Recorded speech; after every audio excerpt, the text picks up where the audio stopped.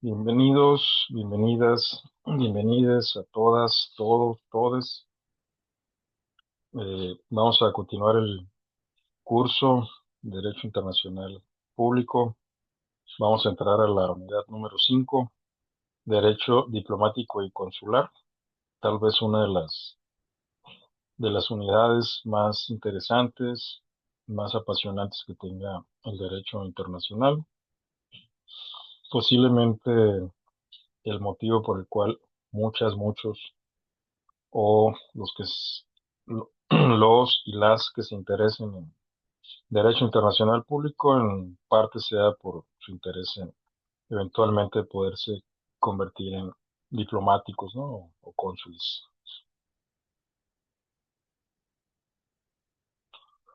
Bueno, a manera de recordatorio, este es el plan genérico del curso de Derecho Internacional Público. Está en revisión, se va a modificar en los próximos tiempos este plan de estudios y vamos a entrar a la unidad 5, como ya comenté.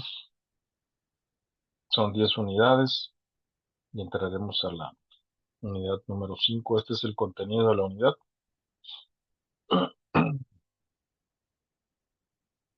El objetivo, de acuerdo al plan de estudios, es que las y los alumnos profundicen en qué consiste el ejercicio de las funciones diplomáticas y consulares, así como las disposiciones nacionales e internacionales que los rigen. Y bueno, para introducir el tema, vamos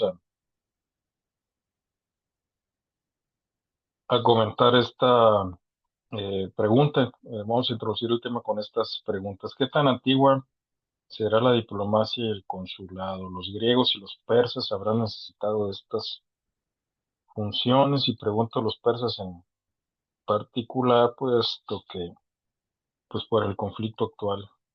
Conflicto es un eufemismo, ¿no? De lo que está ocurriendo en Medio Oriente. Perla Rubí estará por ahí.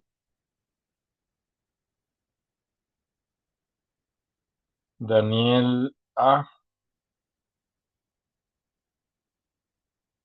Profesor, buenas tardes. ¿Me habló a mí, Andrea? No, Perla. Ah, ok. Axel Uriel. Lady Mariana. Sí, profesor, aquí me encuentro. Muy bien, Lady Mariana, pues ya sabes, no es examen ni evaluación. ¿Consideras que la diplomacia y el consulado sean tan antiguos como para que los griegos y los persas hayan requerido estas funciones? Considero que sí son, ahora sí que han surgido desde las civilizaciones que conocemos, ya que en todas estas civilizaciones se ha tratado de hacer conexiones con las demás personas de otros lados, ya sea por negocios, en las guerras, por todo lo que sea para llegar a acuerdos entre ellos. Muy bien, gracias. Lady Mariana, efectivamente, es tan antigua como la civilización, como bien dice Mariana. Los griegos y los persas sí requirieron de estas, bueno, sobre todo las polis, eh, aunque estuvieron en guerra, ¿no? Los griegos y los persas, ahí, si les gusta la literatura, hay una novela muy interesante, a mí me gustó, me gusta la literatura de Gore Vidal, que era tío de Al Gore, eh, vicepresidente de los Estados Unidos cuando gobernó Bill Clinton, y candidato eh, demócrata cuando ganó de forma discutible George Bush por mm, un conteo de votos irregular en la Florida. El hermano de George W. Bush era gobernador de la Florida y eso llevó a George, a Bush 2, vamos a llamarle así, a la presidencia de los Estados Unidos. Ya se estaba mostrando el declive bueno, en ese entonces no era tan claro como hoy en día el declive del poder estadounidense, el declive relativo, ¿no? Sigue siendo la primera potencia, no obstante que, eh, pues portaaviones, el barco Abraham Lincoln, eh, tuvo que regresar bueno, no sé si a Estados Unidos, pero tiene que entrar en reparaciones, este, que era uno de los símbolos, uno de los grandes símbolos del poderío estadounidense. Pero bueno, en fin, para terminar la idea nada más es que, pues, con Bush 2 comenzaron los líderes o los presidentes de Estados Unidos más cuestionados, ¿no? Siempre han sido cuestionados por el ejercicio de poder, pero a partir de Bush 2 tal vez han sido más cuestionados todavía por el tipo de presidentes, ¿no? El perfil de ese tipo de presidentes. De hecho, hay una película muy buena que relata, no está centrado propiamente en Bush, sino en su vicepresidente, Dick Cheney, que ha cobrado también cierta relevancia en la actualidad. Parece que fue este atacado, ¿no? Militarmente una de las empresas petroleras en Basora, en Irak. Pero bueno, Dick Cheney era el vicepresidente en la época de Bush y la película se llama así, Vice President. Se les recomiendo muy ampliamente, es la biografía de Dick Cheney. O sea, digamos que son los líderes en la sombra o porque el que daba la cara o en quien se enfocaban siempre las críticas era en el presidente. Muy interesante esa película. Pero bueno, mm, entrando en materia, el derecho diplomático pues es muy antiguo. La diplomacia es una de las instituciones más antiguas. Es, pues en términos cronológicos se puede decir que es más viejo que el derecho internacional, como lo entendemos hoy, porque el derecho internacional se requirió, para su existencia, se requirió la construcción, la formación de los estados-nación. Francia tal vez sea el prototipo o el arquetipo, el modelo de esos estados-nación que eh, se fortalecieron a partir del finales del siglo XV y, y durante el siglo XVI. Y ahí surgieron todas las teorías en torno a la soberanía. Pues si el derecho internacional nace en el siglo XVII, según los manuales de derecho internacional, según los y las internacionalistas, en la Paz de Westfalia de 1648, pues, y, el, y la diplomacia es más vieja, o sea, existía diplomacia, estas funciones, no necesariamente, no exactamente igual como las conocemos hoy, como conocemos estas funciones el día de hoy, pero existieron esas funciones. Entonces, pues sí, la diplomacia es una de las instituciones más antiguas. ¿Por qué surge? ¿Por qué nace? Pues de la necesidad de qué, de que los pueblos puedan tener medios confiables para relacionarse. Pensemos en las polis griegas, ¿no? Esparta, eh, con las otras polis griegas, mantener relaciones. Ya después esas polis se unieron en lo que hoy conocemos como Grecia, aunque la geografía puede variar entre un lugar y otro. Mm, ¿Para qué se requería esta función diplomática, que hoy así le llamamos? Pues para declarar la guerra, aunque en la actualidad las declaraciones de guerra, pensemos nada más en el conflicto en Irán reciente, pues cómo se declaró la guerra, se declaró mm, no diciendo que se entraba en guerra, sino con amenazas previas del presidente de los Estados Unidos a Irán, de que tenía que llegar a un acuerdo, que había negociaciones, que en fin, tal vez se han enterado, ¿no? Por las noticias. Y ya eso en la práctica del actual presidente de los Estados Unidos parece una declaración de guerra sin llamarle voy a entrar en guerra contigo, ¿no? Se le disfraza con cierta fraseología.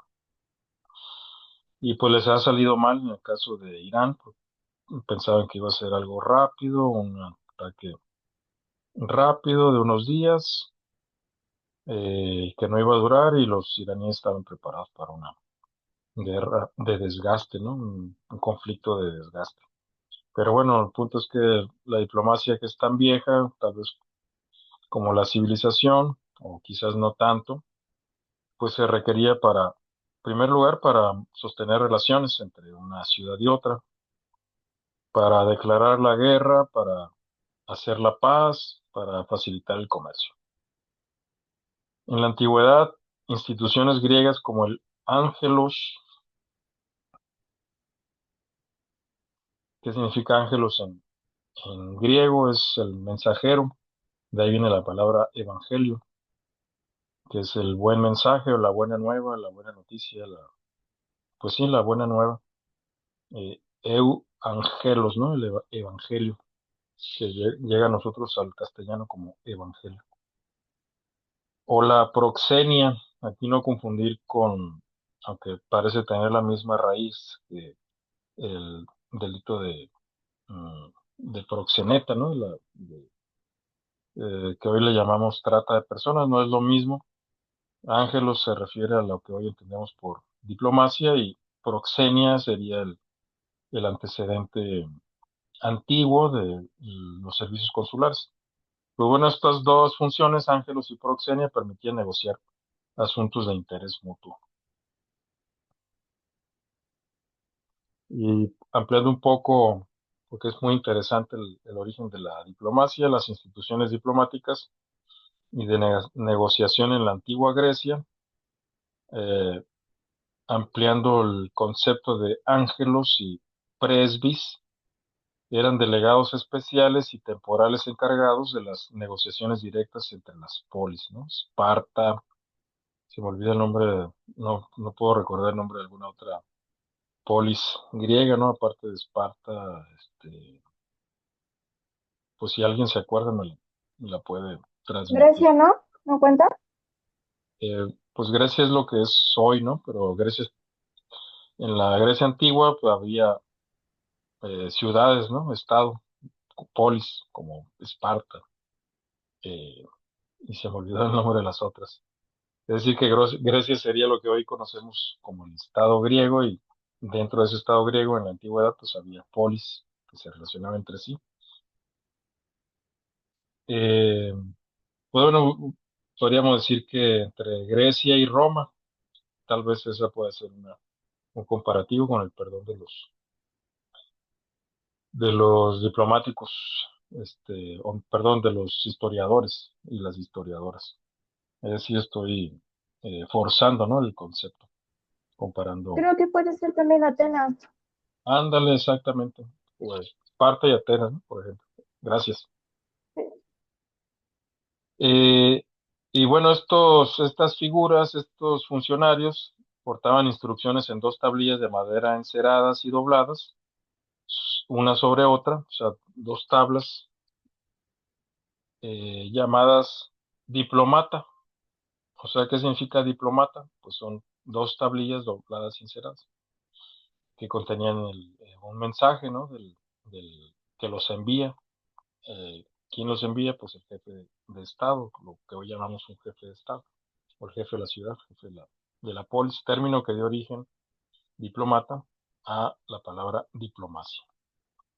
Entonces, etimológicamente, pues son dos tablas, ¿no? O sea, eh, tal vez parecido a los 10 mandamientos, sin querer decir que sea lo mismo, en el sentido de que son los 10 mandamientos, pues unas órdenes o aforismos en forma de órdenes de la religión judeo, iba a decir cristiana, ¿no? Pero es más vieja los 10 mandamientos. Pero bueno, el punto es que son tablas o las 12 tablas de los romanos. Tampoco quiero decir que sea lo mismo, nada más estoy aludiendo a las tablas, ¿no? Es decir, eh, a los 10 mandamientos, ¿no? Se le ya conoce como las tablas de la ley. Pues bueno, estas tablas dobladas, enceradas, con un mensaje,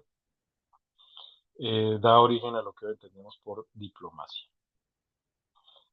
Gozaban de inviolabilidad personal estas figuras, ángelos o presbis, y se consideraban que estaban bajo la protección de los dioses. Esta protección de los dioses, eh, pues alude obviamente a la religión profesada, por tanto por los griegos, bueno, por los griegos, porque estamos enfocados en los griegos, que es el origen del término diplomacia, diplomata.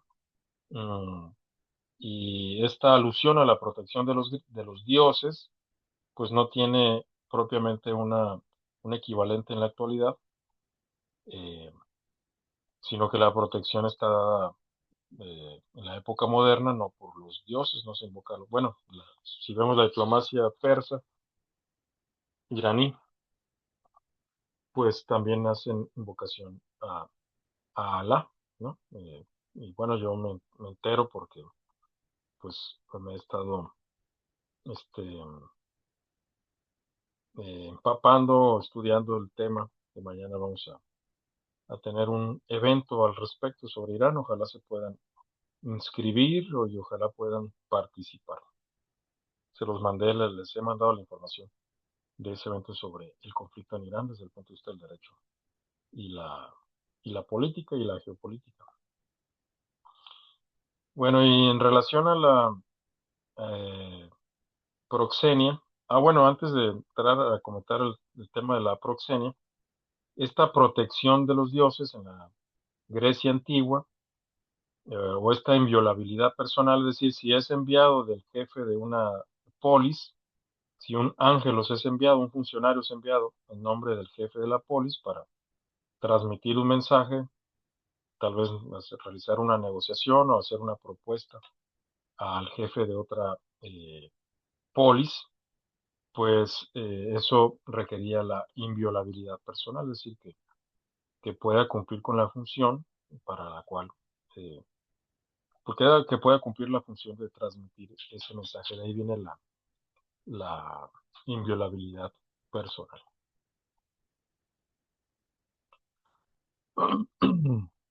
Y bueno, la proxenia consistía en un ciudadano distinguido, proxenos, tal vez de ahí venga la relación con la figura del proxeneta, ¿no? Que es trata de personas, es un delito de trata de personas. Pero bueno, en fin, mejor no relacionar, aunque parece tener relación la palabra. No son lo mismo, ¿no? Aquí estamos hablando de diplomacia y de derecho consular. Consistía en un ciudadano distinguido, proxenos, que prestaba servicios de protección y mediación a los nacionales de una polis distinta a la suya. Por ejemplo, un espartano que le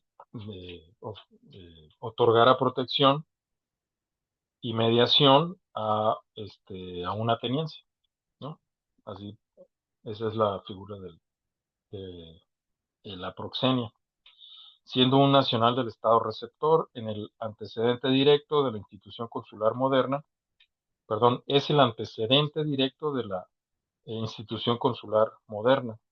Sus funciones incluían brindar hospitalidad, tal vez hospitalidad, pues aquí sería que lo hospedara, ¿no? En su casa, gestionar testimonios, es decir, actos civiles. Estas funciones se mantienen en los consulados en la época actual. Ustedes, si tienen familiares en los Estados Unidos y requieren, no sé, realizar un poder, otorgar un poder para realizar trámites bancarios en México, pues pueden acudir al consulado y gestionar un poder o gestionar su pasaporte, en fin, los cónsules, las cónsules de hoy en día realizan en gran parte funciones de carácter notarial.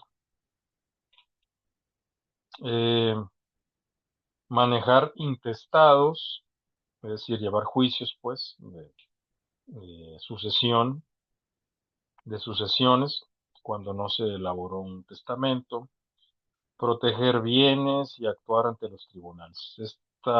Esta función de actuar ante los tribunales, que tiene, como estamos viendo, pues un origen muy antiguo en la época griega, pues se mantiene en la actualidad. Los servicios consulares incluyen también la posibilidad de representar o ayudar en servicios judiciales a mexicanos y mexicanas, por ejemplo, en los Estados Unidos, en el exterior. Pero bueno, la más grande representación, no, no es representación, la más grande eh, red consular de México, pues está en los Estados Unidos.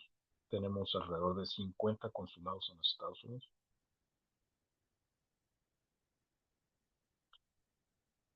Y otra figura parecida, sin querer decir que sea lo mismo, pero bueno, sobre todo el ángelos es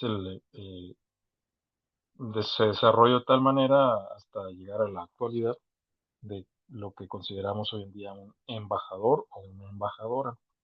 La proxenia es el equivalente al consulado y hay otras figuras pues interesantes sin, que no evolucionaron o este, se parecen a otras figuras, pero no deja de ser interesante mencionarlas. La anfitrionía, por ejemplo, eran ligas o confederaciones de carácter político-religioso integradas por diversas polis para asegurar el acceso pacífico a santuarios comunes como los de Delfos o Delos y custodiar los bienes de los templos. Es decir, asociaciones entre polis con fines religiosos.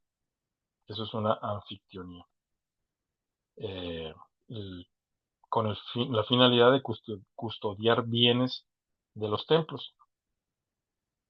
Se cita como el primer intento histórico, la anfictionía, de crear un organismo internacional permanente. Durante su celebración, se suspendían las hostilidades y proclamaba la paz de Dios. Esta suspensión de hostilidades, pues, él lo relaciona con la diplomacia, porque si no se va a hacer la guerra, pues se va a hacer la paz, y la paz se hace a través de la diplomacia, que es lo preferible, es el ideal es que vivamos en un mundo en que no haya conflictos armados, es una utopía.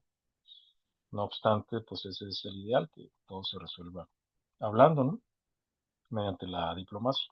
Y bueno, este tema de la anfictionía es interesante también porque el congreso convocado por Simón Bolívar en 1826, este año se celebra el bicentenario de esa convocatoria en la que participó México.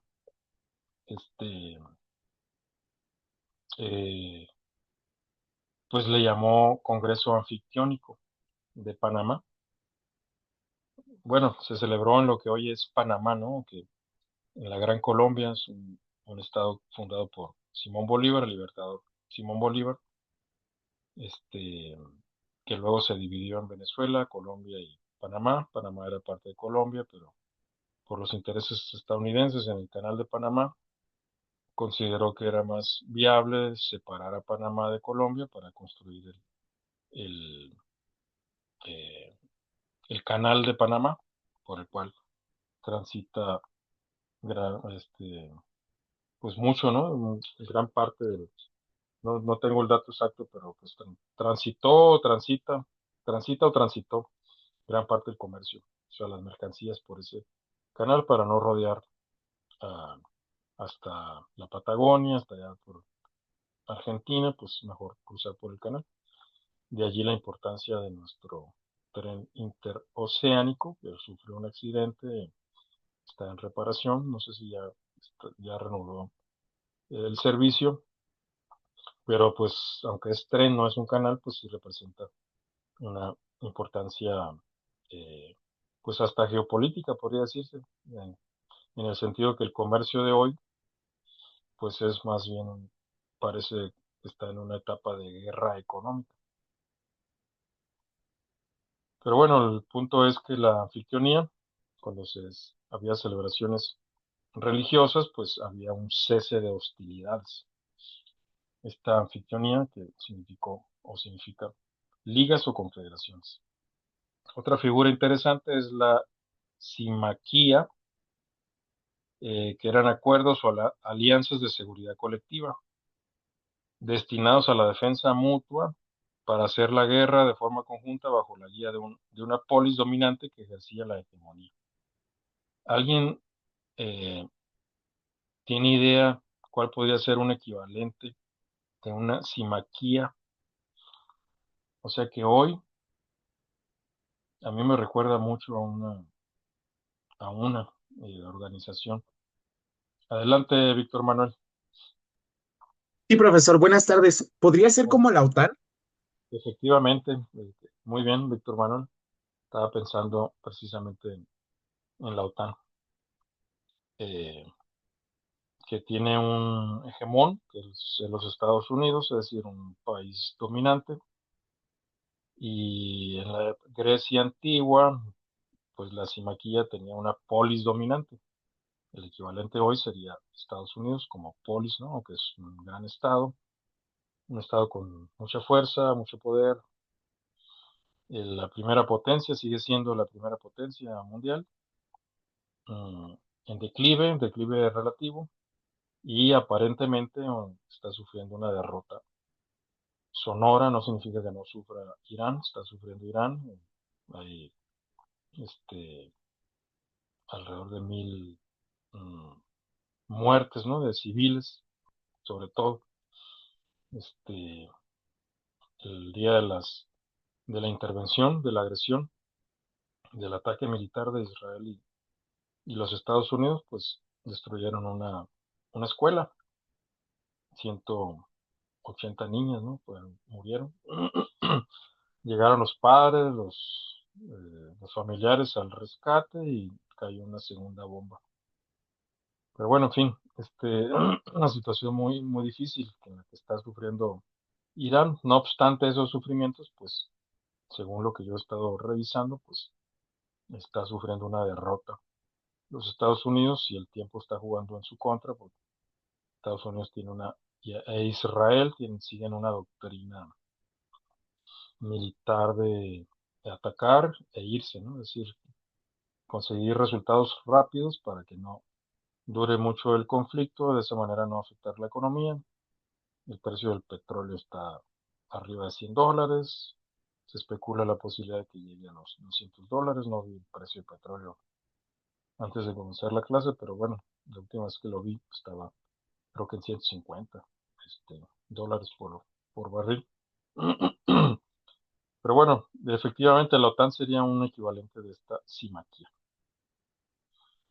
Eh, También un posible equivalente, aunque sin una polis dominante, tal vez más polis dominante sería, porque habla de la seguridad colectiva, el Consejo de Seguridad de la ONU, que tiene 15 miembros, 5 miembros permanentes, 10 rotativos, eh, y ahí pues el dominante son los Estados Unidos, pero pues también está Rusia y China.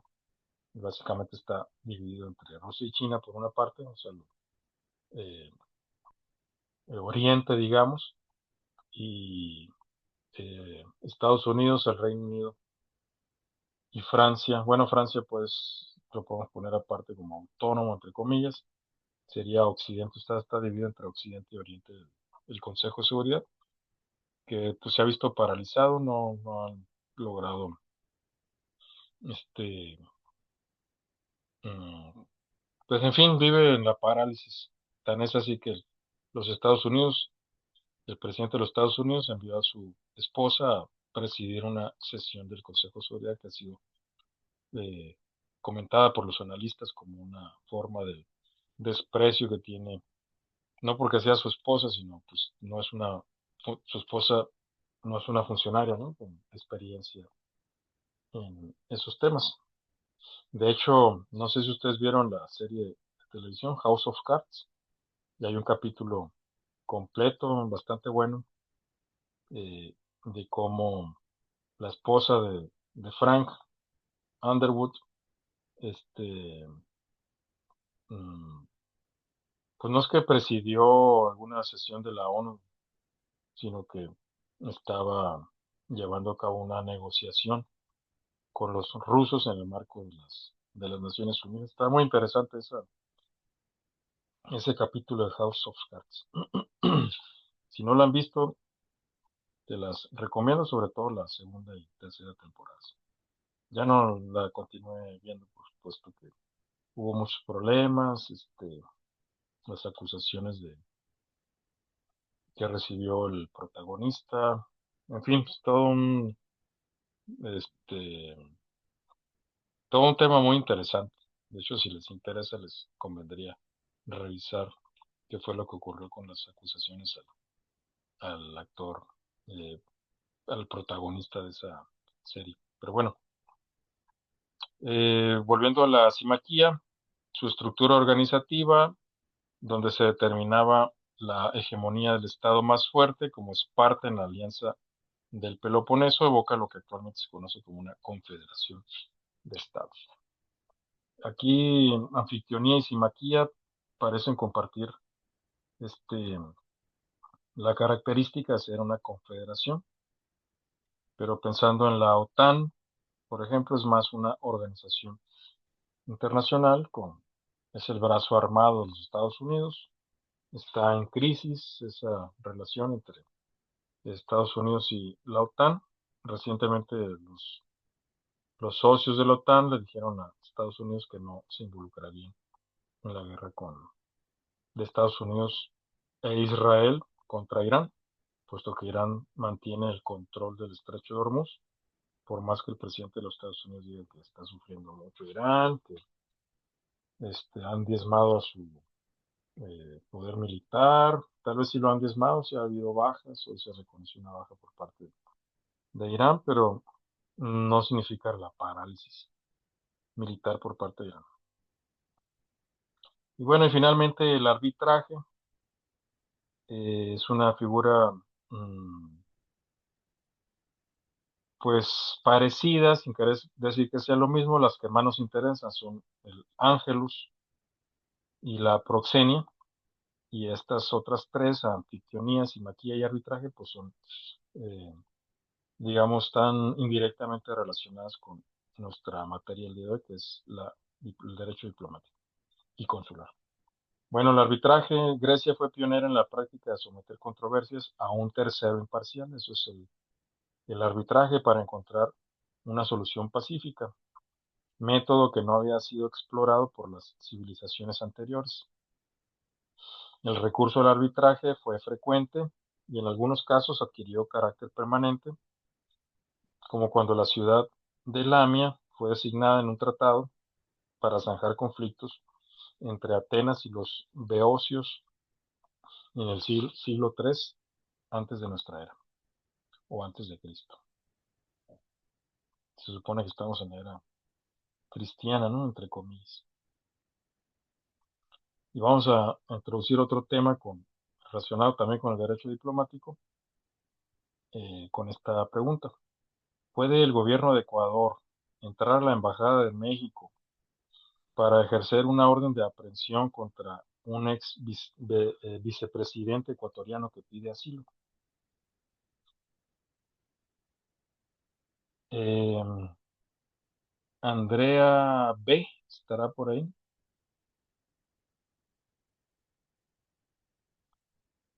Nahum Tenoch.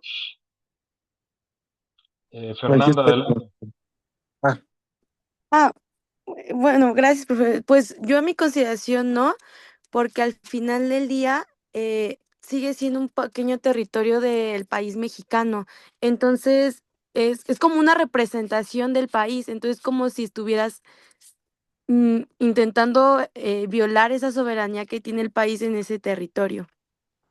Ok, no, porque es territorio mexicano. La embajada se puede considerar territorio mexicano, aunque se encuentre eh, en territorio ecuatoriano, ¿no? O sea, ese pequeño espacio en territorio ecuatoriano, que es la embajada de México en Ecuador, pues sería considerado territorio mexicano, ¿no? Para efectos de derecho diplomático. Nahum, no sé si quieras agregar algo. no, igual comparto la opinión de mi compañera. Siento que Las embajadas, bajo una ficción jurídica, son representaciones del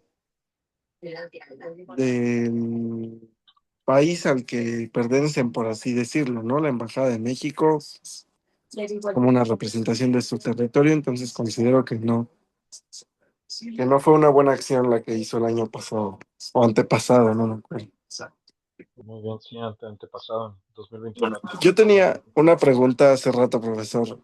Ajá, dime. En, Antiguamente en Grecia también estaba alguna figura parecida como una persona non grata o algo así.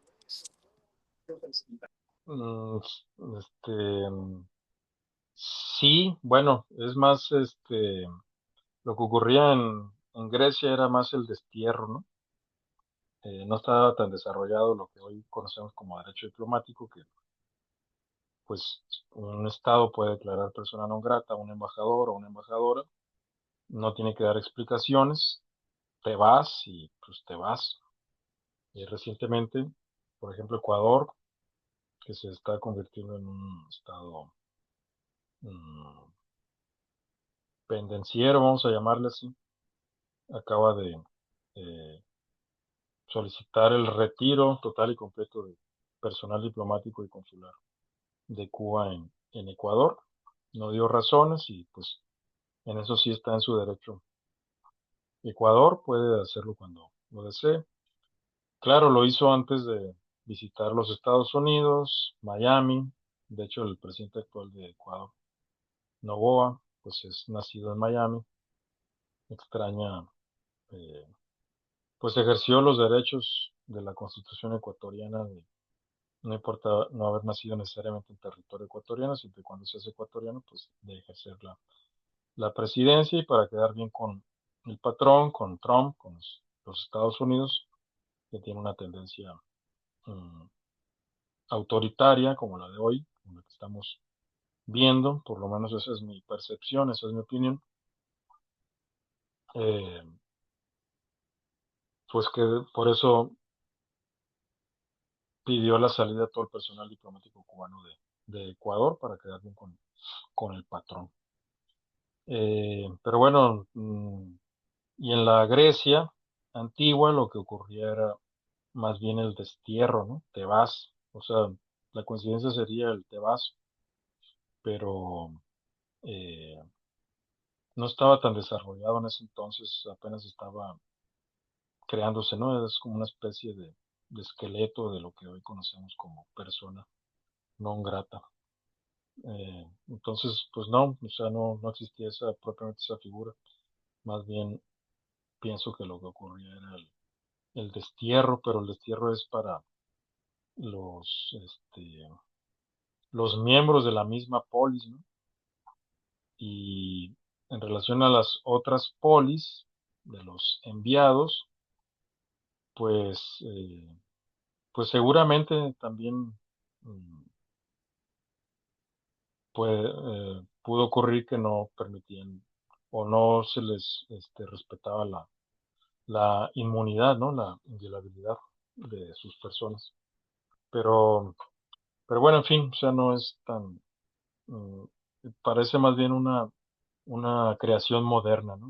No tan antigua como en Grecia, aunque tenían esas figuras que ya mencioné como el destierro y pues si entraban en guerra, como posiblemente cuando se enviaba un mensajero, de hecho hay, si ven películas, ¿no? Eh, de, de época o de aquella época, pues a veces se daba el caso, no sé si sean datos históricos de esas películas de que se mataba al mensajero, ¿no? Y pues no es que se le nombrara persona no grata, sino se le mataba al mensajero. Pero bueno, espero haberte respondido. Sí, profesor, Y, gracias. y en relación a esta misma pregunta, mm, ya sugirieron que pues no tiene derecho, ¿no? El gobierno de Ecuador a entrar en la embajada, pero vamos a suponer que el ex vicepresidente ecuatoriano haya cometido algún delito. Si yo tengo entendido que no era un delincuente, Pero bueno, que el gobierno ecuatoriano diga, no, pues es que hay una orden de aprehensión en su contra. Este, puede en ese, suponiendo que haya cometido un delito el ex vicepresidente ecuatoriano, mm, que que se encontraba en la Embajada de México en Ecuador, suponiendo que haya sido un delincuente ese ex vicepresidente, entonces sí tenía derecho Ecuador de entrar a la embajada. Edith Alejandra estará por ahí. Shawnee, Dana Paola C, Débora, Jocelyn. Aquí está el profesor. Jocelyn, vamos a suponer que es un delincuente. Hay una orden de aprehensión contra el ex vicepresidente y está en la Embajada de México en Ecuador. Eh, vamos a suponer pues que, pues sí, era cometió un delito en Ecuador. Yo tengo entendido que no fue así, pero lo vamos a suponer. Suponiendo entonces que sea un delincuente el ex vicepresidente que se encontraba en la Embajada de México en Ecuador. Entonces sí tendría derecho Ecuador a entrar por la fuerza y ejercer, ejecutar la orden de aprehensión en contra de este supuesto delincuente. No, yo considero que aún en ese supuesto no tiene no deberían hacerlo.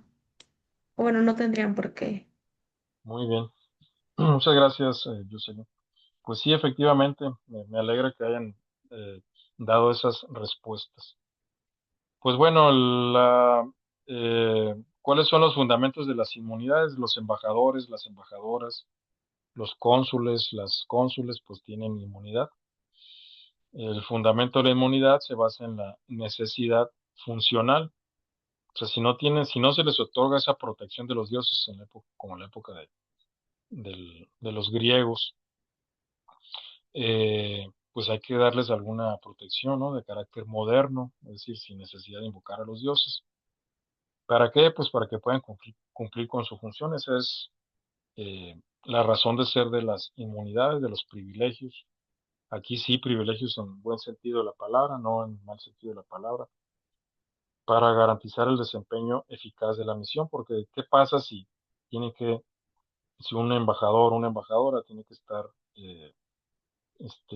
defendiéndose de demandas, por el ejercicio de sus funciones, pues no puede realizar sus funciones. Por eso se les otorga inmunidad. Y esta inmunidad es tan vieja pues como, pues como vimos desde la época de la Grecia antigua. Y también, además de garantizar las funciones de estos funcionarios, estas funcionarias, pues tienen carácter representativo del Estado. Particular me refiero a las embajadas. Son las embajadas, es decir, el hecho de tener una embajada en México, por ejemplo, pues eso implica este, la, la representación de, de ese Estado, es decir, son los embajadores, las embajadoras quienes ejercen la representación del Estado. Si México tiene una doctrina como la doctrina Estrada, en el sentido de que no se va a, a declarar reconocimiento o desconocimiento de un gobierno o de un Estado, pues nos podemos reservar el derecho simple y sencillamente de nombrar embajador o embajadora y ya. Es decir, quien tiene la representación, pues es la embajada, ¿no? Entonces, para que se pueda ejercer ese carácter representativo, es que se les otorga inmunidad y así se respeta la representatividad de ese Estado. ¿Qué significa inmunidad en este caso? O sea, la inmunidad consular, la inmunidad diplomática, pero sobre todo la diplomática, que es la que se refiere a los y las embajadoras, significa, inmunidad significa del ejercicio de jurisdicción, no inmunidad de la jurisdicción misma. Bueno, parece un juego de palabras, pero es que para el embajador no se va a ejercer jurisdicción. ¿Por qué no se va a ejercer jurisdicción? Es decir, no se le va a acusar penalmente. Digo, si comete homicidio, pues sí, ¿no? Pero porque la inmunidad no es para que pueda matar a gusto, sino si es un asesino, ¿no? Estoy diciendo de forma muy cruda, eh, sí, de forma muy grosera, ¿no? Con un ejemplo absurdo y crudo, sino para que se permita el ejercicio de esas funciones diplomáticas y consulares. Los diplomáticos no están por encima del derecho vigente, tienen que respetar el derecho de tránsito, etcétera.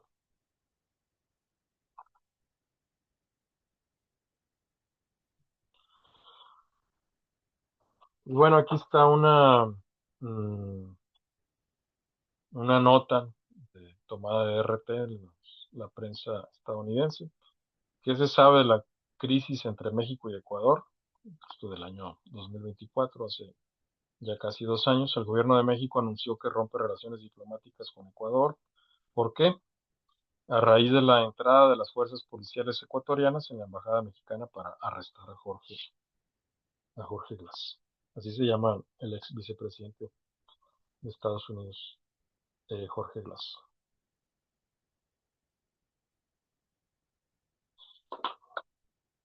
que pidió asilo a México, ¿no? Y México tiene una tradición de otorgar asilo.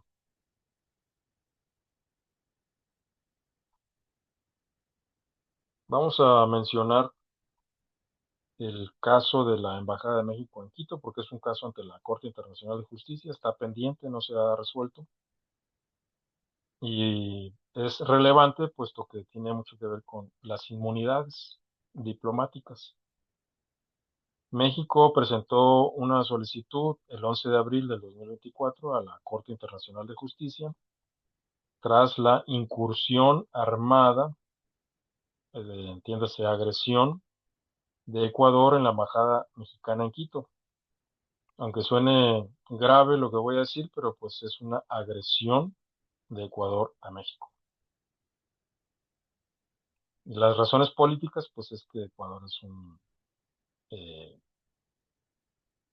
¿cómo llamarlo? Es como un empleado de los Estados Unidos, ¿no? En estos momentos, cuando perdió la derecha colombiana, pensé que nunca iba a decir eso, de que la derecha colombiana iba a perder unas elecciones, y las ganó la izquierda colombiana con Gustavo Petro. Pues los Estados Unidos no se quedan quietos y sustituyeron la función que cumplía Colombia con las funciones que ahora cumple Ecuador, es decir, una especie de Israel, salvando las distancias, guardadas las proporciones, que cumpla eh, como vanguardia o proteja como vanguardia los intereses estadounidenses en la región. Básicamente, la captura de recursos naturales muy ricos en petróleo. Vean nada más Venezuela, la primera reserva de petróleo a nivel mundial, ya está controlada por los Estados Unidos. Todo parece indicar que eso es así. Eh, Digo, a cambio de que se mantenga el chavismo en el poder. Pero bueno, parece que hay un control por parte de los Estados Unidos de ese recurso. Pero bueno, en fin, el punto es que México presentó su solicitud ante la Corte Internacional de Justicia el 11 de abril de 2024, tras la incursión armada de Ecuador, es decir, la agresión de Ecuador en la Embajada Mexicana en Quito, ocurrida el 5 de abril de ese mismo año, 2024. La incursión armada ecuatoriana tuvo por finalidad arrestar a Jorge Glass, el ex vicepresidente ecuatoriano. Jorge Glass fue vicepresidente cuando gobernó Rafael Correa, que lideró la llamada Revolución Ciudadana, una especie hay un concepto que engloba todos esos gobiernos progresistas, un gobierno post-neoliberal. Pero bueno, mm, no significó la Revolución Ciudadana, porque por la vía de la traición política, Lenín Moreno, sucesor de Rafael Correa, con el apoyo del movimiento de Rafael Correa, pues volteó ese movimiento en contra del propio movimiento de la Revolución Ciudadana. Pero bueno, en fin, ese es el contexto político para que entiendan las motivaciones del gobierno conservador de derecha de Ecuador eh, para violar una de las reglas más antiguas del derecho internacional, que es la inmunidad diplomática. ¿Qué plantea México en este recurso presentado ante la Corte Internacional de Justicia? Cuestiones legales sobre la inviolabilidad de las misiones diplomáticas. Que se contempla es tanto una regla convencional como una regla consuetudinaria. Y convencionalmente, esta regla de la inmunidad diplomática la contempla la Convención de Viena sobre Relaciones Diplomáticas. También existe la Convención de Viena sobre Relaciones Consulares. No confundir a las relaciones diplomáticas con las relaciones consulares. Tienen relación, pero no son lo mismo. Un cónsul no, o una cónsul no ejerce funciones de representación del Estado. Ejerce funciones pues, consulares, que son parecidas a las de, de un notario o de una notaría. Bueno, pues el objeto de la promoción de México, bueno, primero México rompió relaciones con Ecuador. En segundo lugar, presentó esta promoción ante la Corte Internacional e invocó la Convención de Viena sobre relaciones consulares, perdón, relaciones diplomáticas. La solución pacífica de controversias. Este principio es un principio también fundante del sistema de la ONU, la solución pacífica de controversias. Bueno, y no solo de la ONU, sino de la Liga de las Naciones, y tiene mucho que ver con la diplomacia. O sea, la solución pacífica de controversias pues se da básicamente a través de la diplomacia.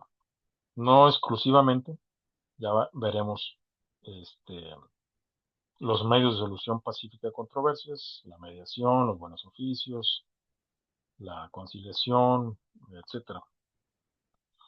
Pero bueno, México invocó este principio de la solución pacífica a controversias, es decir, que Ecuador no tenía necesidad de hacer uso de la fuerza para sustraer, prácticamente podemos decir, secuestrar al vicepresidente Jorge Glass, vicepresidente ecuatoriano que estaba solicitando asilo a México y se encontraba en nuestra embajada allá en Ecuador.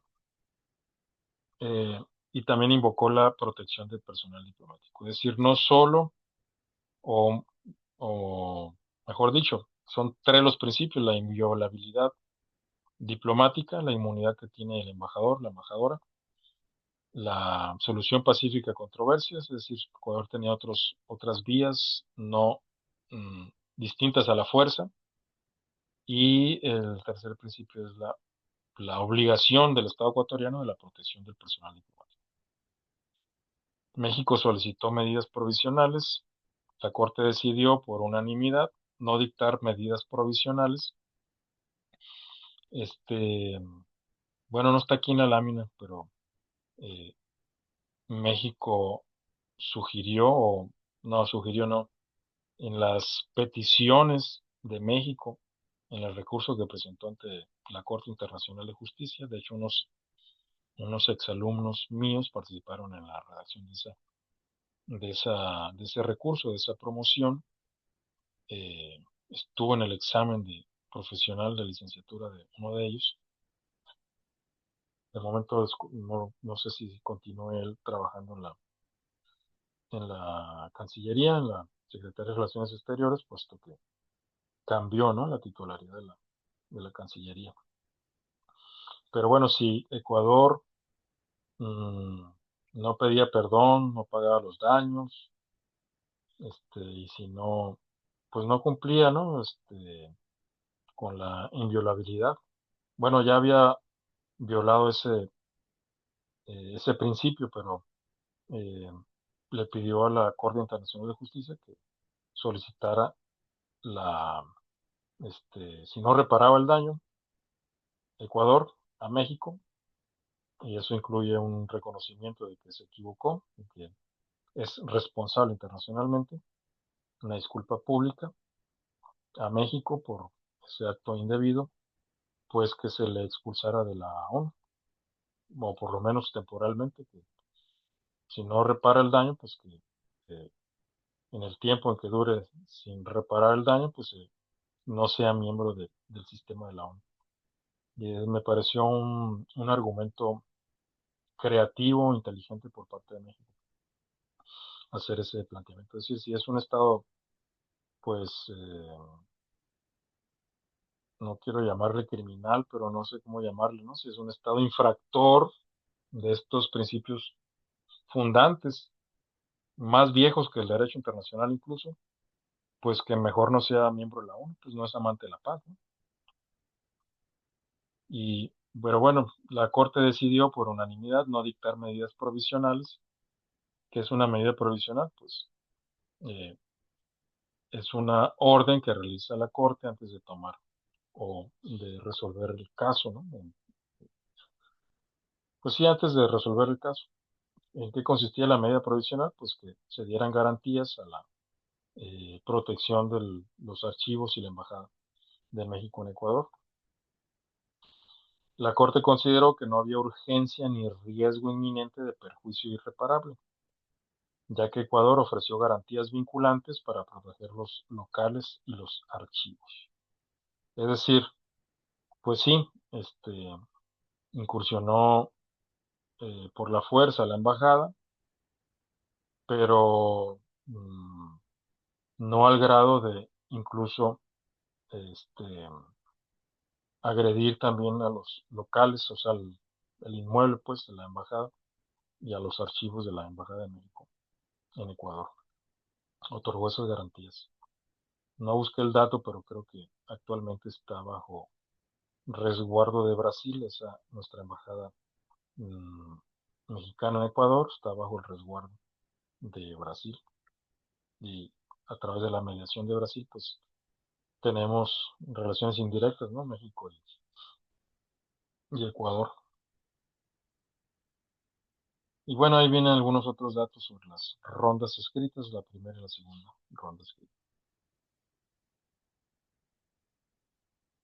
¿Qué piensan los expertos, las expertas en derecho internacional sobre este tema? Y para eso quiero comentar el taller de Derecho Internacional, este, realizado en la Universidad Iberoamericana, en conjunto con la Secretaría de Relaciones Exteriores.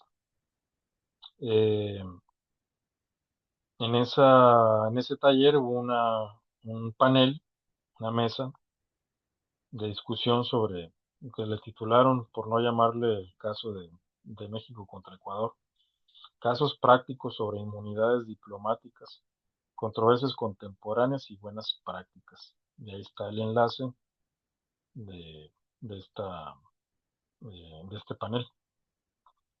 Y bueno, la presentación la hizo una funcionaria, la Secretaría de Relaciones Exteriores, está llevando este caso, o, o es parte del equipo que lleva este caso de la Cancillería. Mejor dicho, de la Cancillería, pero bueno, la consultoría jurídica de la Cancillería, la consultoría jurídica de la Secretaría de Relaciones Exteriores de México, Fadia Ibrahim Nader, es quien hizo la presentación. Así que esta lámina es el punto de vista de ella y algunas reacciones en torno a este tema. Bueno, los antecedentes fue una incursión violenta de agentes ecuatorianos en la Embajada de México en Quito en el 2024 para detener al ex vicepresidente Jorge Glass. El argumento de México es la inviolabilidad. La inviolabilidad de los locales diplomáticos es absoluta, dijo bien la funcionaria, bajo la Convención de Viena sobre relaciones diplomáticas y también hay una sobre relaciones consulares. Aunque no son lo mismo, pues las dos convenciones tienen ese principio de la inmunidad. No existen excepciones por emergencia o situaciones sui generis, que fue el argumento de Ecuador. Pues era una emergencia, ¿no? Se va a caer el país si cumplía con esa orden de aprehensión.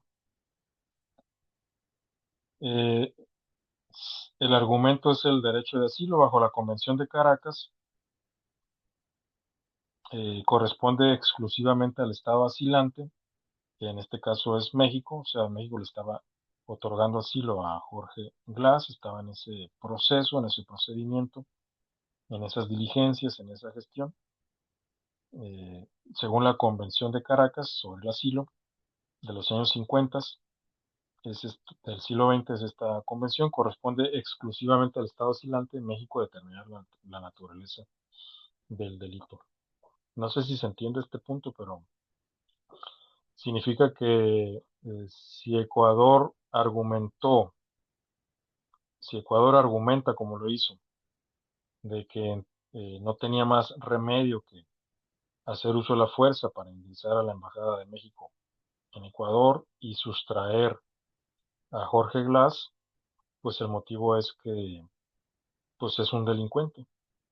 O sea, cometió un delito y a Ecuador no le quedó más remedio que ejercer la fuerza para sustraerlo. Piensen ustedes en todo el tiempo que duró en, este, en la embajada, cosas, paradojas de la historia, en la embajada de Ecuador en Inglaterra, el fundador de Wikileaks, Julian Assange, que pues afortunadamente no se convirtió en mártir, pero estuvo a punto de convertirse en mártir porque corrió mucho riesgo de ser enjuiciado en los Estados Unidos. Estaba preso en una prisión de alta seguridad, es decir, casi que es lo mismo, sinónimo que decir que de tortura en Inglaterra, por el aislamiento prolongado, bueno, en fin. Pero Julian Assange duró mucho tiempo en la Embajada de Ecuador en Inglaterra y no se le otorgaba, aunque se le dio asilo por parte de Ecuador, no se le otorgaba el salvoconducto, que es un documento que solicita el Estado que proporciona el asilo, en este caso Ecuador, al Reino Unido, que es donde estaba eh, residiendo, vamos a llamarlo así, Juliana Sánchez en la Embajada de Ecuador en el Reino Unido. O sea, se le solicitó el salvoconducto y el Reino Unido nunca le otorgó ese salvoconducto. Y duró muchos años ahí en la residencia diplomática, bueno, en la Embajada diplomática de Ecuador en el Reino Unido. ¿Quién podía calificar si era un delincuente o no? Pues el Estado que otorga el asilo, en este caso Ecuador. De forma similar, ¿quién eh, puede calificar si es un delincuente o no? O sea, si se le va a otorgar el asilo o no, si es un individuo que merece la protección diplomática por parte en, en manera, en manera de asilo por parte de México hacia Jorge Glass, pues México, porque es el Estado asilante. A eso se refiere esta parte. Repito, bajo la Convención de Caracas, corresponde exclusivamente al Estado asilante, en este caso México, determinar la naturaleza del delito, si es un perseguido político o si es un delincuente común. Y pues no es difícil percibir en cada caso quién es un perseguido político y quién no lo es, ¿no? Pensemos en el caso de cuando fue el golpe de Estado contra Evo Morales en el 2019, México decidió otorgarle asilo, no solo otorgarle asilo, sino además enviamos un avión militar con funcionarios de la Secretaría de Relaciones Exteriores a eh, pues rescatar, ¿no? Prácticamente con vida a Evo Morales y al vicepresidente Álvaro García Linero. Pero bueno, el punto aquí es que pues México tiene tradición, tiene práctica de otorgar asilo, y pensamos en el asilo que se le dio a los republicanos españoles en los años 30 del siglo XX, a los perseguidos argentinos en la dictadura argentina de los 70. En fin, o sea, tenemos práctica de otorgar asilo. Y no es difícil percibir en cada caso quién está en situación de persecución política y quién no.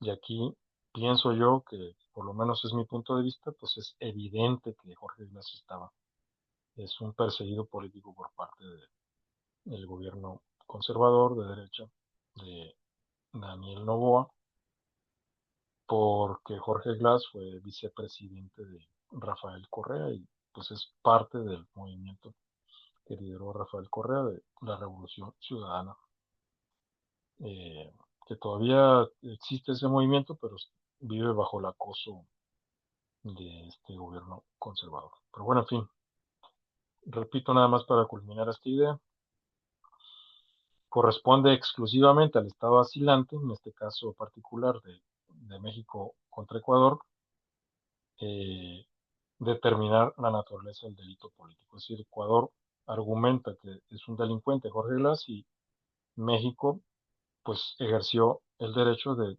definir la naturaleza del delito, es decir, si es delincuente o es perseguido. Y bueno, por su parte Ecuador contrademandó a México, argumentando que México viola la Convención del Asilo. Hay varias convenciones que estipula que no se puede otorgar asilo a delincuentes comunes. Y en fin, va a ser muy interesante lo que decida la Corte. Desde mi perspectiva, no veo manera en que México pierda este caso. Se va a declarar responsable a Ecuador. Ecuador, si decide cumplir con la sentencia de la Corte, si ocurre como yo estoy pensando y lo estoy diciendo ahora, pues va a tener que disculparse públicamente.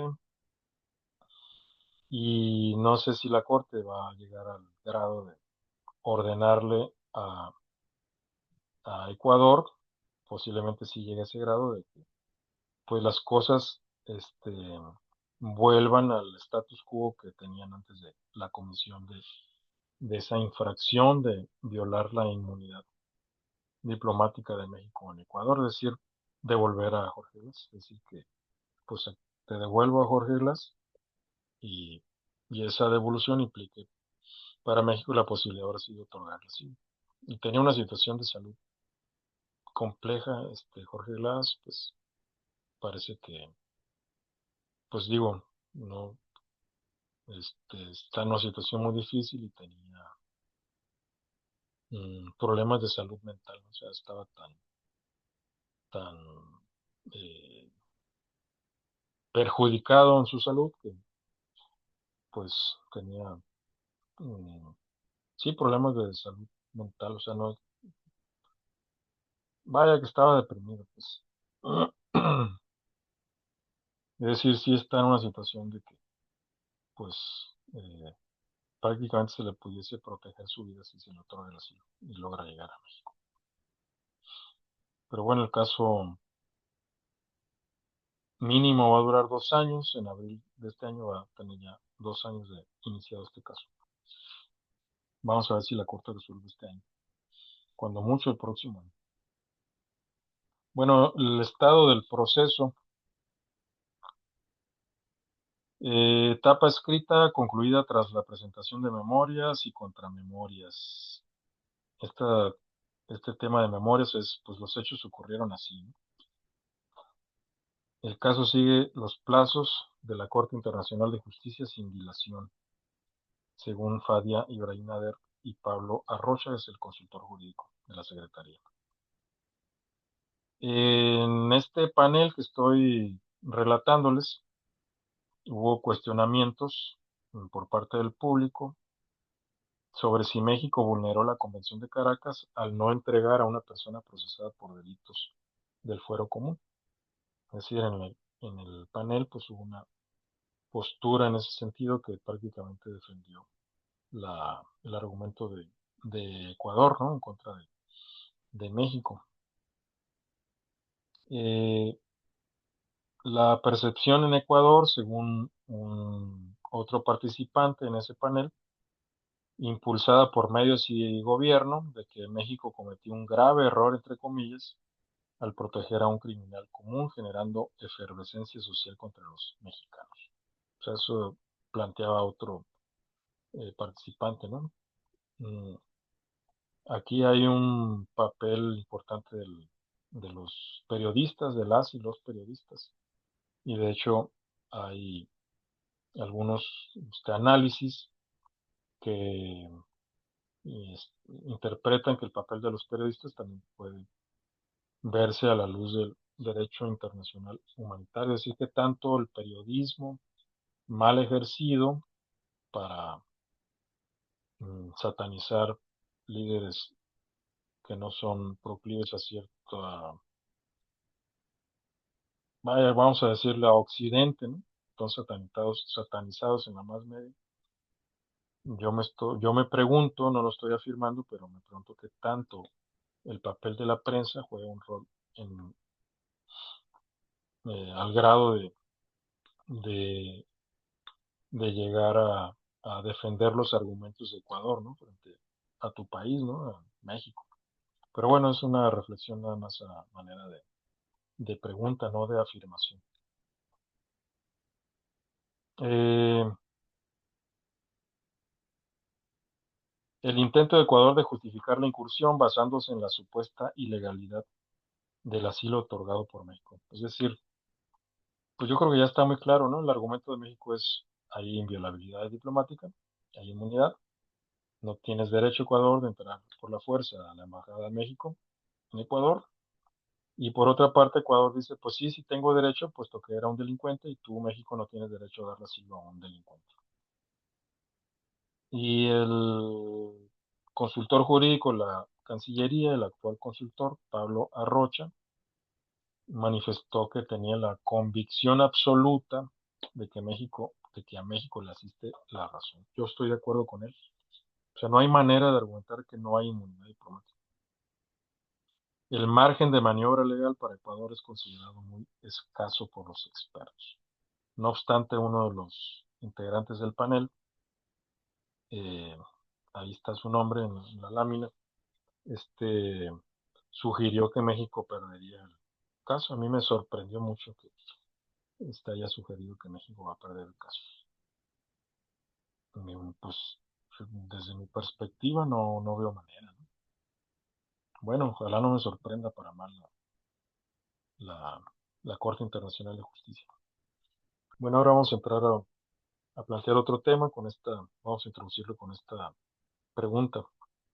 La inmunidad que gozan personas diplomáticas y consulares significa que están exentos de cumplir con la legislación local. Mauricio Daniel estará por ahí. Jimena, Jimena H. Luz Adriana, Aquí estoy, Leonor, profesor. la Luz. Adriana, ok. Este,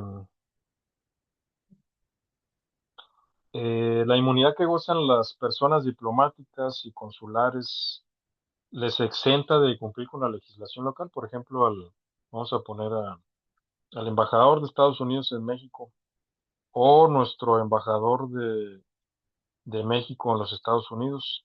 Mm, Mejor pongamos ese caso, sigue siendo el mismo embajador que el que tenía el anterior gobierno. Esteban Moctezuma Barragán es el embajador de México en los Estados Unidos. Esteban Moctezuma, embajador de México en los Estados Unidos, está exento, es decir, la inmunidad implica la posibilidad de no cumplir con la legislación local estadounidense. Pues yo argumentaría que no. Bueno, me recuerda un poco a que en la Constitución, en la nuestra, se menciona que cualquier extranjero pues está bajo la ley nacional de México, ¿no? Bajo la Constitución. Entonces no creo que esta inmunidad pueda aplicar si cometen un delito o ese tipo de cosas. Entonces yo diría que no. Excelente, muy bien, Adriana. Efectivamente, no está exento del cumplimiento de la legislación local. El agente diplomático o la agente diplomática goza de, perdón, goza de inviolabilidad absoluta. No puede ser objeto de ninguna forma de detención o arresto. Todas las personas que gozan de privilegios e inmunidades tienen el deber no obstante de la inviolabilidad absoluta, tienen el deber de respetar las leyes y reglamentos del Estado receptor. Esto incluye, por ejemplo, las reglas de tránsito, las reglas de seguridad social para el personal local contratado. Por ejemplo, la Embajada de Estados Unidos en México, si tiene personal contratado mexicano para la limpieza, en fin, eh, pues deben cumplir con las normas de seguridad social. Eso implicaría, pues, registrarlos ante el Instituto Mexicano del Seguro Social, etcétera, ¿no? Es decir, la inmunidad no implica la, eh, la posibilidad de no cumplir con ciertas regulaciones, ¿no? Particularmente, pues como el tránsito y la seguridad social, como estoy mencionando. El Estado receptor debe tomar todas las medidas para impedir ataques a su persona, libertad o dignidad. No sé si vieron las notas de prensa cuando Ecuador incursionó en la Embajada de México en Ecuador, eh, pues maltrataron al embajador. El embajador intentó evitar que secuestraran, pues sí, ese es el término que se puede usar, o sea, o usando el lenguaje de Ecuador, ¿no? Que sustraer o ejercer la orden de aprehensión en contra de Jorge Glass. Eh, este, y el embajador, bueno, sí era el embajador, era embajador, embajador. Eh, pues personal diplomático, ahora me falla un poco la memoria, pero es un miembro, un funcionario diplomático intentó evitar la ejecución de la orden de aprehensión y hay una fotografía emblemática, no la encontré, no tuve tanto tiempo para buscar esa foto, pero que está arrodillado por el uso de la fuerza que ejerció la policía ecuatoriana en contra de ese, de ese funcionario de la Embajada de México en Ecuador. Pues bueno, ahí incumplió Ecuador con la obligación de impedir ataques a su persona. Ahí no solo no se impidió el ataque a su persona, sino que fue ordenado por el propio Ecuador. La libertad o la dignidad. Y eso está en la Convención de Viena sobre Relaciones Diplomáticas de 1961 en el artículo 20.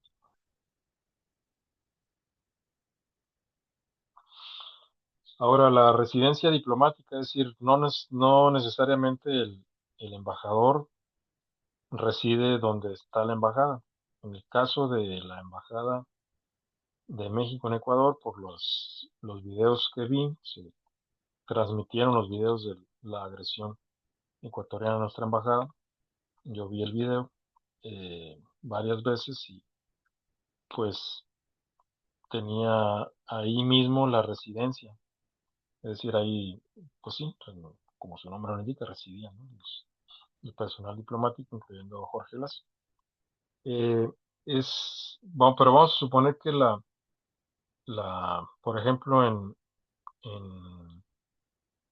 la Embajada de Cuba en México está en Polanco, es un inmueble proporcionado por el gobierno mexicano en los años 70, si mal no recuerdo, a Cuba. Es una embajada amplia, o sea, es extensa, la Embajada de Cuba en México, pero no necesariamente el embajador reside en la embajada. Si el embajador tiene una otra residencia distinta a la de la embajada, la pregunta es si esa residencia, vamos a llamarla diplomática, goza de inmunidad o no. Leonardo estará por ahí. Are Sebastián. Sí, profe, aquí estoy. Pues la residencia vamos a suponer que la embajada y la residencia diplomática están en lugares distintos. Tú dirías que la residencia diplomática, por así decirle, también goza de inmunidad.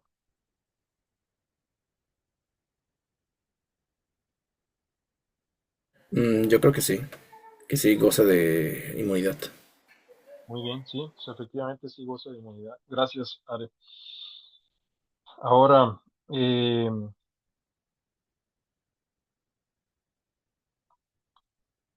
Briana Lisbeth, Dana Paola M, Sharon, Mario Antonio, Nahum, adelante. Yo tengo una pregunta respecto, entonces, que sí recibe inmunidad el, la residencia, ¿no? Por lo que entendí. Entonces, Ujú. me imagino que eso está regulado, ¿no? Porque implicaría ciertos riesgos. O sea, a simple vista no lo he analizado muy bien, pero por decir, no sé, en costas o en fronteras, me imagino que igual se puede citar la cláusula calvo, pero hay más regulaciones para la residencia de los diplomáticos. Bueno, generalmente rentan, pero en el caso de México, si se compra un inmueble, de hecho eso tiene mucho que ver con la siguiente pregunta de la lámina, ¿no? ¿Puede una persona embajadora invocar inmunidad para recibir privilegios en la compra de inmuebles para su uso personal? Por ejemplo, no, pues soy embajador de Estados Unidos en México y quiero comprar un inmueble en Mazatlán o Cancún, ¿no? Y como hay restricciones, como tú mencionaste, la cláusula CAL, este, o bueno, mejor dicho, hay zonas restringidas, eh, que se le dio la vuelta con la llamada cláusula calvo. Eso lo vamos a ver cuando hablemos de este tema.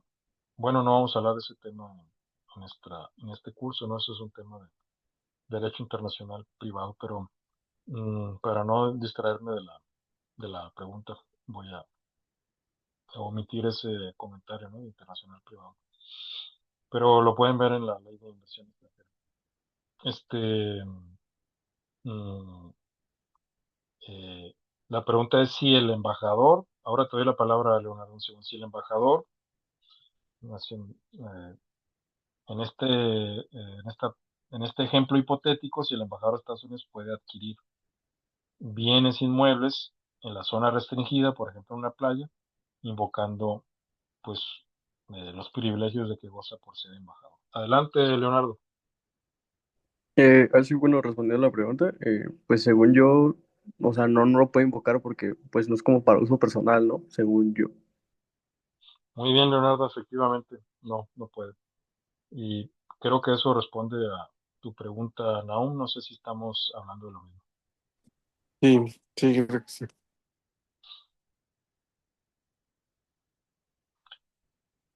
Bueno, la inmunidad de jurisdicción es total en materia penal, es decir, al embajador de los Estados Unidos en México, pues no se le puede enjuiciar penalmente.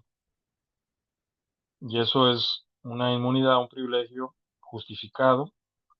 Lo mismo, el mismo privilegio, la misma inmunidad goza nuestro embajador en Estados Unidos. No se le puede, es decir, no se le puede llevar a juicio por materia penal, bueno, salvo que mate a alguien en flagrancia, ¿no? No sea en legítima defensa. Pero bueno, en fin, eso ya parece peliculesco. La inmunidad de jurisdicción es total en materia penal. En materia civil y administrativa tiene algunas excepciones. No hay inmunidad, por ejemplo, en acciones reales sobre propiedades inmobiliarias situadas en el estado receptor que la gente posea a título particular. Porque una cosa es que el domicilio sea la residencia diplomática y esa residencia se tiene para ejercer las funciones diplomáticas, y otra cosa es que un embajador pueda tener un bien inmueble de su propiedad que ejerce a título personal y particular, pues esa no tiene inmunidad, porque no hay inmunidad en acciones reales sobre propiedades inmobiliarias situadas en el estado receptor que la gente posea a título particular. O sea, si el embajador de Estados Unidos en México tiene un inmueble, no sé, en la Ciudad de México, ese inmueble es a título particular. Eh, pues no posee, no tiene inmunidades en acciones reales, es decir, pues tiene que pagar impuestos si la vende o tiene que pagar impuestos si la compra, etcétera. Si la propiedad se posee en nombre del Estado acreditante, la residencia diplomática para los fines de la misión, pues sí hay inmunidad. Las excepciones incluyen acciones sobre bienes inmuebles particulares o actividades comerciales privadas fuera de sus funciones oficiales. Generalmente bueno, no generalmente, ¿no? Porque hay quejas al interior de la Secretaría de Relaciones Exteriores. Yo tengo una amiga que se ha quejado públicamente mm, sobre el nombramiento de embajadores o personal diplomático que no tiene experiencia y que se les nombra por razones políticas, pero bueno, todos los estados tienen embajadores nombrados así por razones políticas. En el caso de México, pues pues sí, el cambio de signo político con el triunfo del licenciado Andrés Manuel López Obrador en el 2018 y posteriormente de la doctora Claudia Sheinbaum Pardo. Y en esta transición política que está viviendo el país, pues se han nombrado, ¿no?, algunos gobernadores priistas como embajadores. El actual gobernador de México en España, por ejemplo, que fue noticia en días recientes por las declaraciones que hizo el rey, admitiendo ciertos abusos durante la conquista de España, del Reino de España a eh, el reino, pues a los aztecas, ¿no? Y que hoy es México. Pero bueno, en fin, el punto es que mm, no siempre son profesionales, pues los diplomáticos, las personas diplomáticas. Pero bueno, las excepciones incluyen acciones sobre bienes inmuebles particulares o actividades comerciales privadas fuera de sus funciones oficiales. Lo que iba a decir es que, eh, mm, pues bueno, que yo no conozca casos, ¿no? Pero generalmente los embajadores están de paso, o sea, los gobiernos son rotativos, eh, pueden cambiar mañana al embajador, te pueden nombrar persona non grata, en fin, hay algunos riesgos asociados a la función diplomática que implican pues la posibilidad de que seas cambiado de lugar. Entonces, pienso que puede ser difícil que un embajadora tenga un bien inmueble en el lugar donde está representando. Bueno, puede ser el caso de Esteban Moctezuma, quizás tenga mm, propiedades, ¿no?, a título personal y particular tal vez en Washington o en Nueva York. Estoy especulando. El punto es que la inmunidad tiene excepciones. Ese es el punto de esta labor. ¿Puede negarse México a aceptar las cartas credenciales del embajador propuesto por los Estados Unidos, invocando sus antecedentes golpistas, entre comillas golpistas? Dana Paola M. Sí, profesor, aquí estoy. es- Yo digo que sí, o sea, sí puede negarse, siempre y cuando México considere que pues, los antecedentes son contrarios a sus intereses o a sus propios principios, o también si hay como conflictos, por ejemplo, como la violación de derechos humanos o intervenciones, también podría decir que no, se puede negar y Estados Unidos pues debería de proponer a otro candidato. Muy bien, Dana Paola, excelente. Sí, efectivamente, México puede negarse a aceptar las cartas credenciales del embajador propuesto por los Estados Unidos. Eso desde el punto de vista formal. Ahora, desde el punto de vista político, ¿se imaginan ustedes a México rechazando las cartas credenciales de un embajador propuesto por Estados Unidos? Ya no es una pregunta de carácter jurídico, sino político. Mm, ¿Alguien se lo imagina? No, pues no te acepto tu propuesta. Sí, es golpista y todo, pero, o mejor dicho, no, no te lo acepto porque es un golpista, ¿no? Ustedes ven a México haciendo eso. No sé si se entiende mi pregunta, es decir, este, pues tenemos una relación muy importante, pues es nuestro país vecino, es el norte, es la primera potencia mundial, comercial, económica, diplomática. Bueno, ya diplomática ya no, por lo que vamos a ver a continuación, pero bueno, el punto es que es muy difícil que un país como México, cuyo comercio es tan grande con los Estados Unidos, tenemos una relación de dependencia con ellos, pues eso vuelve, aunque sí tiene el derecho México de nombrar persona non grata, perdón, bueno, también de nombrar persona non grata, no es ese tema en este momento. Estamos hablando de las cartas credenciales. ¿Qué son las cartas credenciales? Es el documento que exhibe un embajador o embajadora al jefe de Estado o al protocolo del Estado receptor. Y aquí están mis cartas credenciales. A mí me propusieron para representar a mi país en este país. Hay un Estado acreditante, por ejemplo, el embajador de Estados Unidos en México, pues, presentó sus cartas credenciales a la presidenta de la República y es el documento que le acredita como eso, como el representante de Estados Unidos en México. A eso se refieren las cartas credenciales, es un documento pues protocolar, así son eh, se me fue la palabra eh, que iba a decir, pero bueno, es un acto, pues sí, protocolar, pues, en el cual se exhiben esas cartas credenciales para acreditarlo como representante de un país en otro país. Y pues bueno, aunque México tenga formalmente el derecho de no aceptar las cartas credenciales por razones políticas, no jurídicas, pues difícilmente va a negar las cartas credenciales. Aunque en la época de Calderón sí pidió la remoción del embajador eh, mm, Carlos, olvidé su apellido, pero creo que Carlos. Bueno, un embajador pidió la salida de un embajador de los Estados Unidos en México y Estados Unidos se lo otorgó. Bueno, aquí pueden ver una nota tomada de YouTube. Este es un estadounidense que vive en Oaxaca, es un columnista en México, es un analista, Kurt Hackbart. En este tweet que está copiado aquí en esta lámina, dice el embajador designado de los Estados Unidos en México, Ron Johnson, se abren comillas, dirigió operaciones de combate en El Salvador durante la guerra civil de la década de 1980, se cierran comillas. Esto es lo que hacían los escuadrones de la muerte que él asesoraba. Advertencia, contenido gráfico, episodio completo, y ahí está el enlace de YouTube. Y más abajo se agrega como parte de este tweet bueno, es un hilo, es una respuesta que dio a una pregunta en este tweet que él posteó.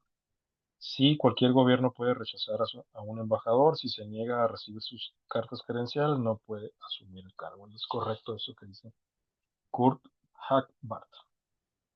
Y si tienen interés, pues ahí está el enlace de, de ese Twitter. Si quieren seguir el hilo y leer o ver, ¿no?, el programa de Kurt. Bueno, en relación al embajador, pues el embajador o la embajadora ejerce representatividad. El jefe de misión, así se le llama, jefe de misión diplomática, comúnmente conocido como embajador o embajadora, representa tanto al jefe de Estado como a la totalidad de su gobierno ante el Estado receptor. Por ejemplo, Ron Johnson, el embajador de Estados Unidos en México, representa a Donald Trump y al Estado como tal, o sea, a los Estados Unidos. Obviamente sigue la política que tiene su jefe, o sea, el embajador de Estados Unidos en México seguirá la política que sigue su jefe. Puede darse el caso de renuncia y eso, pero mm, no sé, pues son muy raros, ¿no?, esos casos, aunque en otro ámbito, no en el diplomático, pues no sé si ustedes siguen las noticias, renunció el jefe la, del Departamento Antiterrorista de los Estados Unidos, se me olvidó el nombre, pero bueno, renunció un miembro del gabinete importante de Trump, lo cual da señales de las divisiones internas en el gobierno estadounidense. Pero el punto de esta lámina es la representatividad. O sea, Ron Johnson, el embajador de Estados Unidos en México, representa a los Estados Unidos en México. Las cartas credenciales son la correspondencia de la más alta formalidad entre jefes de Estado. Y aquí pueden ver algunos ejemplos. En la primera lámina, en la parte superior izquierda, la presidenta Claudia Sheinbaum Pardo recibe las cartas credenciales de nuevos embajadores de China, Noruega, Bélgica, y bueno, el hilo continúa. Ahí tienen el enlace al hilo si quieren ver otras exhibición de cartas credenciales. Pero ahí se ve cómo está, bueno, se ve, aunque no en el caso de China, no se ven las cartas credenciales exhibiéndose para la fotografía, pero sí en el caso de Noruega, en ese mismo post que ven en esta lámina. Luego tienen otra lámina, que esta es muy relevante desde mi punto de vista, que es que México admite como embajada a Palestina. O sea, aceptó las cartas credenciales de la Embajada de Palestina en México, la embajadora Nadia Rachet, y esto es un acto histórico por parte de México porque por mucho tiempo México no reconocía a Palestina. Perdón, eh, bueno, la nota dice reconoce, pero pues no es personal diplomático el que está posteando eso, es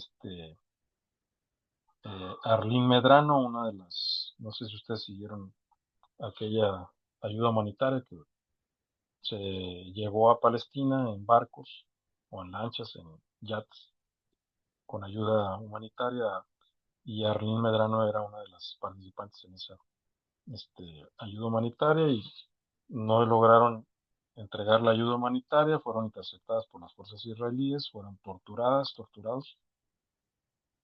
por los israelíes. Todo eso está documentado, ellos han dado su testimonio, ¿no? Y tortura me refiero a que los esposaron eh, y tuvieron que estar en cuclillas, esposados, creo, no sé si 24 horas o varias horas, en fin, tuvieron que ir al médico después que lograron salir de esa situación. Pero bueno, el punto es que la doctora Sheinbaum, la presidenta de México, recibió las cartas credenciales de la embajadora de Palestina en México. Y es un cambio en la práctica de México, porque antes teníamos una oficina de intereses de Palestina, pero no le llamábamos embajada. Y según nuestra doctrina Estrada, México ni reconoce ni desconoce gobierno, solo admite o no admite embajada. Y en este caso admitió la embajada de Palestina en México. Y abajo pueden ver el acto protocolar de entrega de cartas credenciales del nuevo embajador de Cuba en México. ¿Puede el secretario de Economía dirigir las negociaciones en torno a la revisión del TEMEC? Sharon estará por ahí. Sí, profe, estoy aquí. Pues puede el secretario de Economía mexicano dirigir las negociaciones para revisar el TEMEC. Pues yo considero que podría ser, sí se podría tomar en cuenta su opinión, porque al final de cuentas pues es un tratado que tiene repercusiones pues económicas en el país, entonces tanto él como Hacienda me parece tienen que revisarlo, tienen de alguna forma que dar como también el punto bueno, la vista buena para que el tratado pues también tenga un beneficio para el país, ¿no? Y no únicamente tenga como pues como una manera ay, se me olvidó cómo decirlo, de perjudicarlo más bien, eso es a lo que me refería. Pero considero que sí. Sí, efectivamente sí puede. Uno pensaría que tendría que ser más bien el embajador, ¿no? Pero bueno, el embajador de México en Estados Unidos también podría ser el negociador. Aquí ven en la lámina un, ya no se le dice tweet, no sé cómo se le llama, pero bueno, un post, una publicación en la red social X, tal vez la más red social perturbadora, es mm, una red social compleja, ¿no? Pero bueno, del Canal 14, y es una entrevista con el secretario de Economía mexicano, quien está liderando las negociaciones en torno a la revisión del tema. Ya hablamos del tema, ya hablamos sobre ello, ¿no? Ya habíamos hablado sobre el tema, que es una revisión que eventualmente puede significar una renegociación. Bueno, ¿cuáles son las funciones que lleva a cabo un embajador, una embajadora? Pues la de representación. En este caso, no se vayan a confundir porque es un secretario de Economía el que está representando a México en la revisión del TEMEC, pero no es impedimento que no sea el canciller, aunque ya fue canciller, no es impedimento que no sea canciller para realizar las negociaciones en torno a la revisión del TEMEC. Pues bueno, tiene un embajador, realiza actos de representación, realiza funciones de protección de los intereses nacionales. Por ejemplo, Esteban Moctezuma, nuestro embajador en Estados Unidos, pues protege nuestros intereses allá en los Estados Unidos. Puede realizar funciones de negociación. Nuestro embajador en Estados Unidos seguramente también participa en las negociaciones de la revisión del TEMEC. No las lidera, porque las lidera Marcelo Ebrard, el secretario de Economía mexicano, pero puede participar en las negociaciones, puesto que es nuestro embajador allá en Estados Unidos. O lo mismo el embajador de México en Canadá, también, porque Canadá es parte del TEMEC, pues también puede realizar las negociaciones con Canadá, aunque también me parece que también el secretario de Economía dirige las negociaciones con Canadá. Otras funciones: informar por medios lícitos, por medios permitidos, es decir, un embajador, embajadora, le da seguimiento a la prensa. Por ejemplo, el embajador de México en Estados Unidos, pues probablemente lea el New York Times, el Washington Post y algunos otros, ¿no? Generalmente las embajadas tienen un servicio de prensa, o la Secretaría de Relaciones Exteriores, y les hacen un resumen noticioso. Ya con la tecnología de hoy, pues con introducir el enlace del periódico o de alguna nota, puedes hacer resúmenes. Es decir, ya está muy automatizada la forma de realizar este seguimiento de prensa. Pero bueno, anteriormente era una, mm, un impreso que recibe el embajador o embajadora en la mañana y lo lee, ¿no? Tomando el café probablemente. ¿Cómo se informa? Por medios lícitos, entrevistas con funcionarios, funcionarias, el uso de información pública disponible.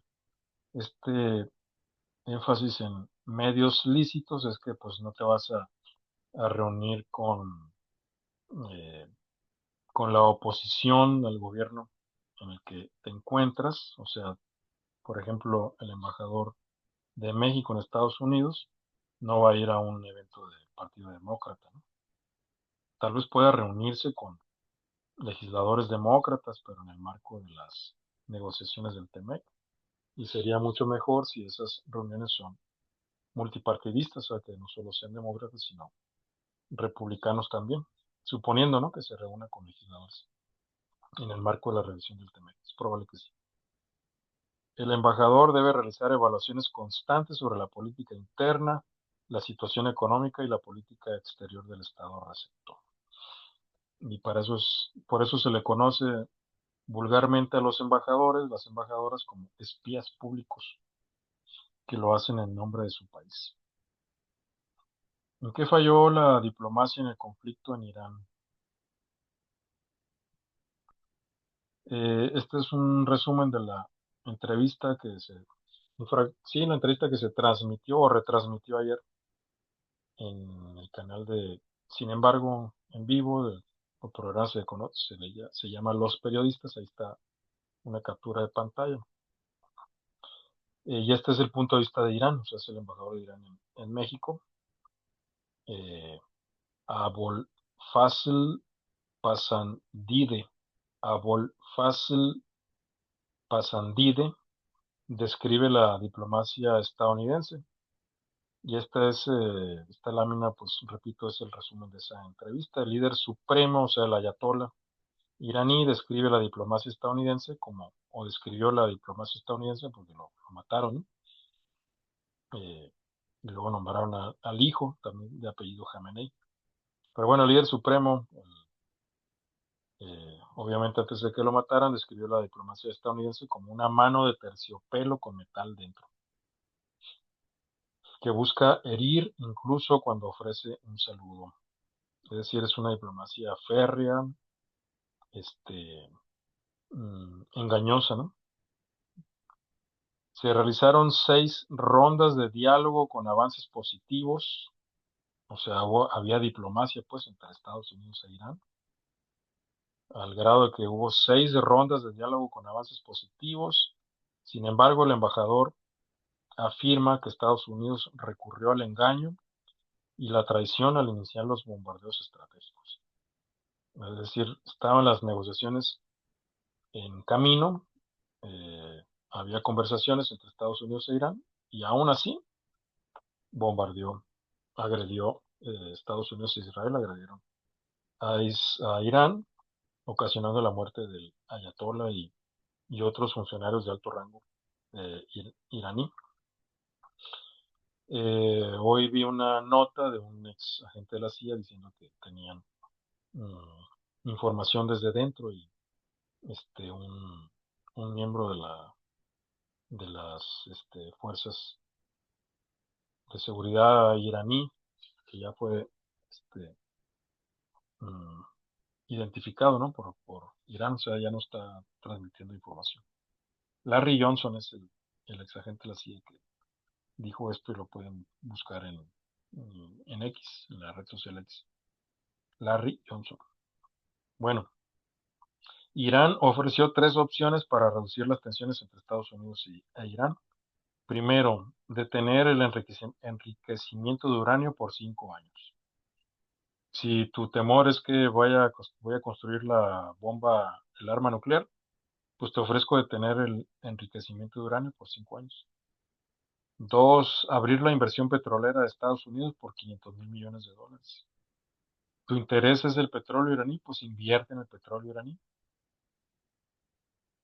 Y 3, comprar aviones a los Estados Unidos, como muestra de buena voluntad por parte de Irán, de que no quiere hostilidades con los Estados Unidos. Y a pesar de que había diplomacia en curso, había negociaciones por la vía diplomática, Estados Unidos tomó la decisión de matar al ayatollah, al líder supremo de Irán, que no lo dejó descabezado, se mantuvo en pie, ¿no? El gobierno de Irán, y eso solo ocasionó una mayor cohesión de la población con el gobierno de Irán.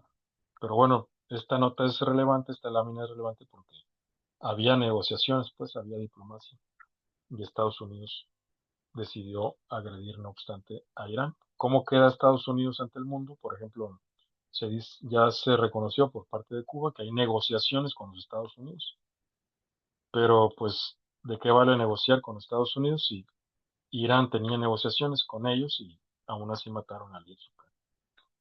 ¿Cómo queda entonces la palabra de los Estados Unidos ante el mundo?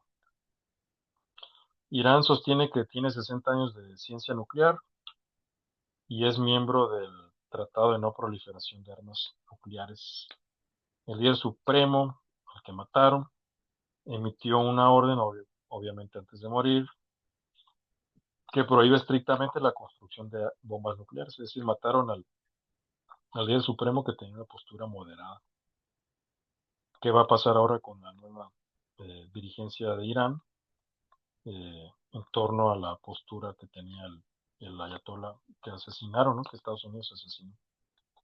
Es decir, eso implica la posibilidad de que, pues, mm, pretendan ahora sí tener el arma nuclear. Y da la impresión, Corea del Norte tiene arma nuclear y no ha sido agredida. Saddam Hussein no tenía arma nuclear y fue agredido. Irán no tiene arma nuclear y fue agredido. Mm, Ante el fracaso diplomático, Irán afirma tener armamento para una guerra larga, mínimo 6 meses, así como la capacidad de seguir produciendo equipo militar. Es decir, están preparados para una guerra de desgaste. Y aquí lo vamos a dejar.